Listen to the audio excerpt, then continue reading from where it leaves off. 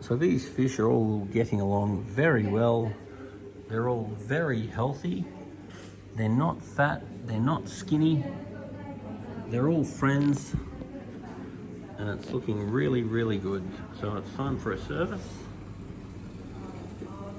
A little bit of discolor to the water, which means we could do with some water changes. Skimmer looks good, it's set well, definitely due for a clean. So now I'm just doing a gravel clean. Pull all the crap out of the gravel. There's a fair bit more sediment than usual in the bottom of this tank, so what I'm going to do is put some copepods in there. And the copepods are little microorganisms. They're going to come alive and run along the bottom of the tank, eating nutrients like worms in a compost heap. And then I'm going to use this container to take some water back to the shop and do a test with our spin test machine. The pH of this tank at the moment is 7.8 or 8, which is about the lowest I want it to be. So we just want to regularly add a little bit of this in just to raise the pH and pH. Running well now, and I'm going to add more algon to keep the nitrate and phosphate down so we can start reducing the algae a little bit.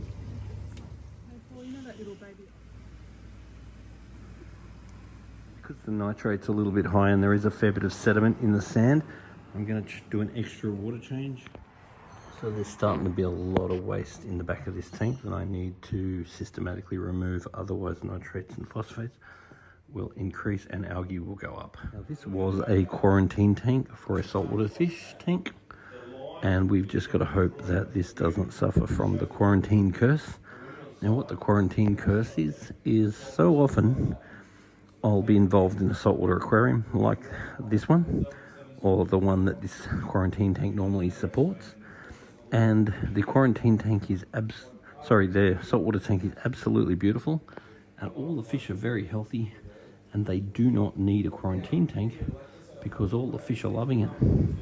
Then after a period of time you get confident and then you think, oh, I don't need a quarantine tank anymore.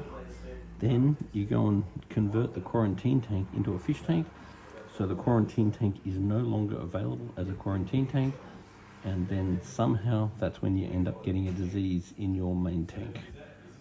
So that's just something that I want to draw attention to, is that there is some sort of magic with a quarantine tank, and when a quarantine tank is actually available as a quarantine tank, somehow you never get disease in your main tank. But then when you go and get too confident and then you put fish in your quarantine tank, then somehow you end up with a disease in your main tank and you need the quarantine. But anyway, that's the risk you take, and let's hope that's not the case here. If you have had a similar experience, make sure you put a little note on the bottom of this video.